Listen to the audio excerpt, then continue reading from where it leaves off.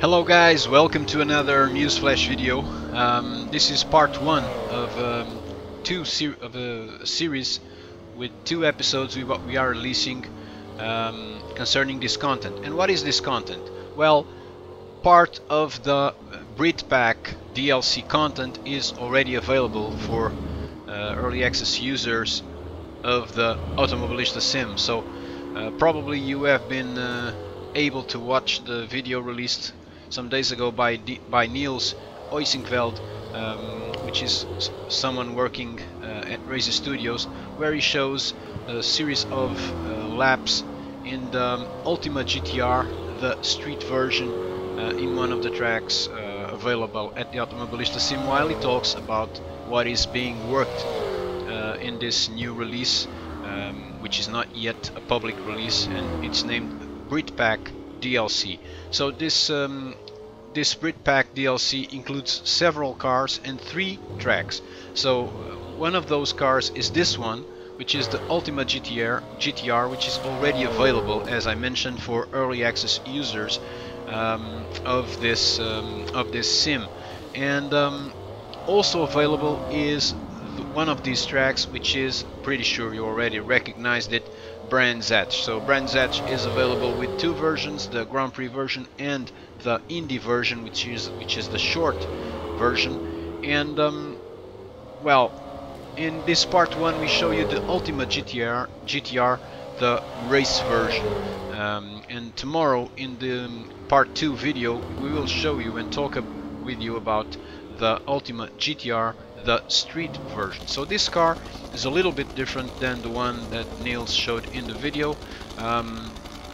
For instance, this car has a 6-speed sequential gearbox with power shift, and it develops a power of 490 horsepower at 6,900 RPM, and it has an amazing torque of 570 Newton meter at 4,600 RPM. It only weighs 1,100 kilograms, so a little bit over a ton of weight for this car, which uses a Chevrolet engine, a V8 6.3 liter Chevrolet engine, and it is a rear-wheel drive car. In this race spec version it uses the same well, it has the specifications of the Brit car, which is one very specific championship that happens in real motorsports in the UK, and it is also using, according to endurance rules, onboard adjustable roll bars and brake bias. So this car we drove here at Brands Hatch. We also drove in a different track, but that's no issue here, because what you guys want to know is about the car and about the track. So the track, as you can see, is according to the amazing quality of the Razer Studios releases. So this is a very good way to start showing to the community why they should buy the Britpack DLC, because it's really good stuff that is arriving to users once they buy this, because it's really good stuff. The track is perfect in terms of the physics, in terms of the graphics. We did enjoy a lot driving here, and we only drove till now this Ultima GTR in this track. We will be using it for other cars also, obviously, but this the track is really good, and it's no doubt another great track available in the sim. As for the car, well, the car is going to make a lot of customers, of those that were not smart enough yet to, yeah, this happens so much with this car. Those who haven't been smart enough yet to buy this sim, when I say smart, well, I hope you don't get offended, because I'm not offending anyone, but if you do, it's your problem. I'm really saying smart, because smart people do buy this sim. This is this, okay?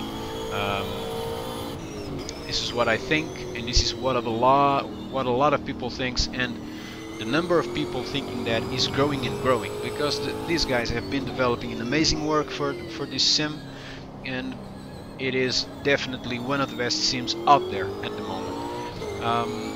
In this car, both in the race version, which is this one specifically, and also in the street version, you guys will be able to value even more the work that Racer Studios did in terms of the torque of each car. This is something they did improve a lot in this final release version of the sim. They worked really hard in terms of the physics engine, and also in terms of the torque, that they now have a better torque adjustment, also thanks to the physics engine of each car. And so this car has a lot of torque, so this car is really difficult to drive in the lowest gears, in first gear and second gear. I believe that it's even harder to drive the street car than this one, because this has 6 gears, so the gear ratio is a little bit more balanced, a little bit more constant throughout all the gears. Of course, the highest gears have a bigger margin of RPM for you to be able to enjoy and develop this car, the speed of this car, and it has a lot of power, which also means a lot of speed. Of course, if you consider that it only weighs 1,100 kilograms. Obviously the shorter gears are more about power.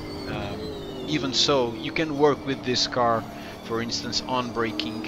Even if you brake strong and in the limit, you can work okay with the second gear, but in the street car you'll have problem with those low gears. You should probably consider only using from third onwards. Car is really well balanced, difficult, very easy to lose the rear of this car. You have to be really smooth in the throttle, especially on low gears when accelerating. Otherwise it's really easy to lose control of the car. But this is for sure a car that will bring a lot of customers to this sim. It has a lot of power, it has an amazing engine with a lot of torque available, a lot of power available, and it is extremely fun to drive. So we will be debriefing you on the street car tomorrow in the other newsflash video. Okay guys, thank you and bye bye.